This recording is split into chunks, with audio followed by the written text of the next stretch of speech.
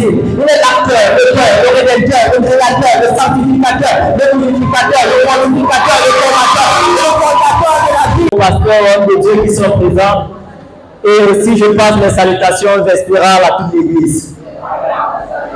Aujourd'hui, je ne viens pas pour chanter. Mais je vais d'abord t'inviter à être connecté. Parce que j'ai une certitude cataphatique que le Seigneur va te toucher si tu es connecté aujourd'hui et maintenant.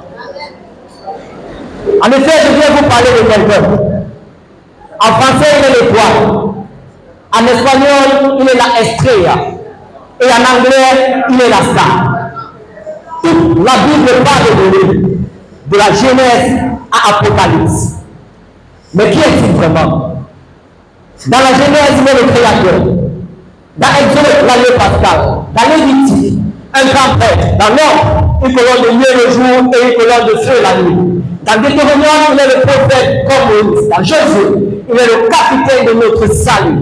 Dans Juge, il est notre juge et législateur. Dans Ruth, la récompense. 1 et 2 Samuel, un prophète de qualité. 1 et 2 roi, notre roi souverain. 1 et 2 prophètes. Il est celui qui exauce son peuple qui prie et s'humilie. Dans Esdras, il est le scribe fidèle. Dans Néhémie, il est le reconstructeur des nuits détruites de la vie humaine. Dans Esther, il est notre maraîcher. Dans Job, l'Éternel, dans Job la patience. Dans Job, l'Éternel notre berger. Dans Prophète de la sagesse. Dans Cantique des Cantiques, il est le prince. Il est le prince de paix. Dans il est la jeune sentinelle, le formateur des projets de paix et non de malheur. Dans Lamentation, il est notre consolation. Dans Ézéchiel, il est l'homme aux 4 visages. Dans Daniel, il est le 4e homme de la fournaise Adam. Dans Éphèse, il est le mari fidèle pour toujours marié au rétrograde. Dans Joël, il est l'esprit répandu. Dans Amos, le porteur de fardeau. Dans Abjad, le puissant sauveur. Dans Jonas, il est le grand missionnaire, le pardon et la miséricorde. Dans Michel, il est le messager au beauté. Dans Naïm, il est le vengeur des ennemis de Dieu. Dans Habakkuk, il est l'évangéliste de Dieu créant, après tout le peuple dans le clou des amis. Dans Sophronie, il est le semeur. Dans Agé, il est le restaurateur de l'héritage perdu. Dans Zacharie, il est la fontaine ouverte dans la maison de David pour le péché et l'impurité. Dans Malachie, il est le soleil de la justice et l'épargne avec la guérison sur ses ailes. Qui est le roi? Qui est la estrella? Qui est la femme?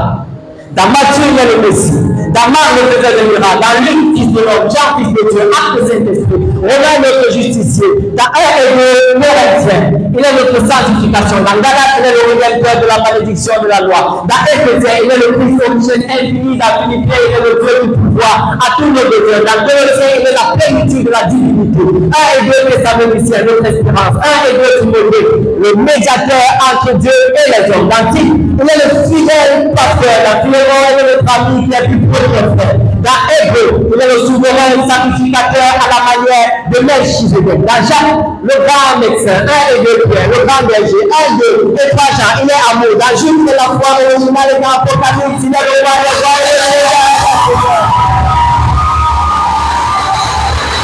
Qui est le roi? Qui est la estrella?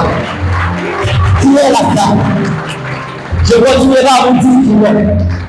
Il est le sacrifice d'Abel, la cantière de Noé, les lèvres et les mouchoirs de Paul, le bâton de Moïse, la fronde de David, le chef de Jacob. Il est un mari préveux et un père pour les orphelins. Il est le sauveur du monde, du brigand contrit et de Panta. Il est celui qui a guéri Naman. Il est le pourvoyeur de la manne, de la viande et de l'eau en plein désert. Il est l'alpha et l'oméga, le premier et le dernier, le commencement et la fin. Il est celui qui est, qui était et qui vient bientôt pour juger les vivants et les morts. Mais qui est-il? Il est l'acteur, le père, le rédempteur, le créateur, le sanctificateur, le purificateur, le fortificateur, le formateur, le fondateur de la vie dans le sang sauveur.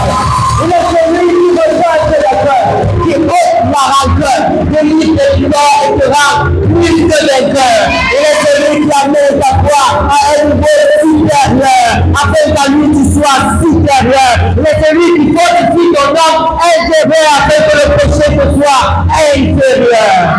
Yeah! qui est là-bas? C'est Jésus. C'est Jésus